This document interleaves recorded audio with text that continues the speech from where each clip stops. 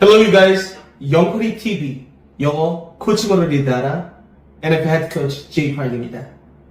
영어쌤 이야기 제4탄 영어 교육 무엇이 문제인가? 투자와 노력이 영어 겁으로 돌아오는 이유에 대해서 이야기 나눠보겠습니다.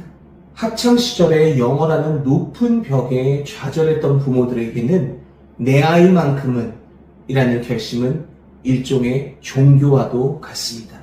유치원 시절부터 수백만 원의 교육비를 기꺼이 지불하고 한때는 원어민의 발음을 위해 설소대 수술까지 불사하는 기이한 현상이 발생하기도 했죠.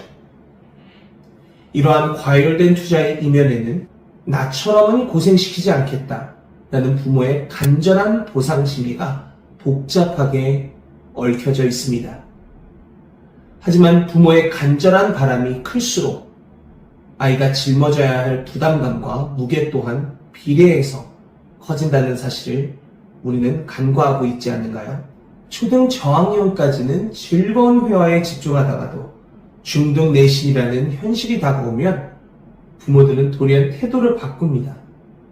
이제는 진짜 공부를 해야 한다며 아이들을 딱딱한 문법 전문 학원과 고액 과외로 내모입니다.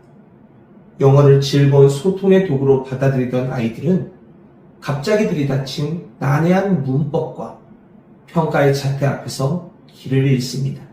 부모들은 우리 아이가 갑자기 영어에 흥미를 잃었어요 라고 당혹해하지만 그것은 갑작스러운 변심이 아니라 잘못된 설계가 가져온 필연적인 영어 사춘기일 뿐입니다.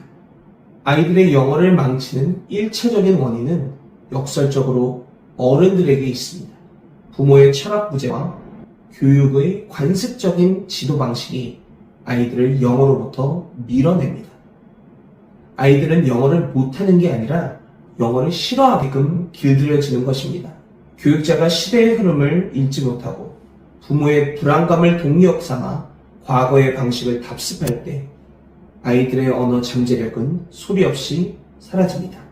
영어는 특정 지능을 지닌 소수만이 정복할 수 있는 고차원적인 학문이 아닙니다. 우리가 모국어를 뗄 때 지능 지수를 따지지 않듯 영어 역시 언어로 접근하면 누구나, 정말 누구나 구사할 수 있습니다. 영어를 유독 어려워하는 아이라도 영어권 환경에서 단 1년만 있게 되면 유창하게 말한다는 사실이 이를 증명합니다. 결국 문제는 아이의 능력이 아니라 우리가 아이에게 제공하는 영어라는 장이 얼마나 건강하고 자연스러운가에 달려 있습니다. 그렇다면 조기 영어 교육 꼭 필요한 걸까요? 여러분은 어떻게 생각하세요? 조기 교육이 필요하다라고 생각하시는 부류도 있고 꼭 필요하지는 않다라고 생각하실 수도 있겠죠. 하지만 여기서 중요한 것은 언제가 아니라 어떻게 배우느냐입니다. 외국어 학습의 최적기에 대한 논의는 교육계의 오랜 화두입니다. 만약 학습의 목표가 모국어 수준의 언어를 구사하는 데 있다면 가능한 한 빨리 언어에 노출되는 것이 유리합니다. 언어학자 노엄 촘스키 박사의 언어 습득 장치 이론은 이를 뒷받침합니다. 인간은 태어날 때부터 언어 규칙을 찾는 본능적 능력을 갖추고 있는데 만 5세까지는 주변의 언어를 스펀지처럼 흡수합니다. 이후 6에서 7세경 언어 습득의 빅뱅교를 거치면서 스스로 언어를 확장하고 사고하는 단계에 이르릅니다. 이러한 천부적인 습득 능력은 사춘기 이전인 12에서 13세까지 왕성하게 유지됩니다. 그러나 언어를 배우는 목적이 완벽한 모국어화가 아닌 글로벌 수준의 소통이라면 이야기는 달라집니다. 세계 무대에서 원활하게 의사소통하고 비즈니스를 수행하는 것이 목표라면 반드시 유아기 때부터 영어에 매달릴 필요는 없습니다. 성인이 된 이후에 학습을 시작하더라도 올바른 훈련법과 몰입 환경이 갖춰진다면 얼마든지 유창한 회화와 세련된 발음을 구사할 수 있기 때문입니다. 인지능력이 발달한 성인은 논리적 이해를 바탕으로 어린아이와는 또 다른 차원의 효율적인 학습이 가능합니다. 우리 주변에는 유치원 때부터 막대한 비용을 투자했음에도 성인이 되어 영어 단 한마디 제대로 못하는 실패 사례가 부지기수입니다.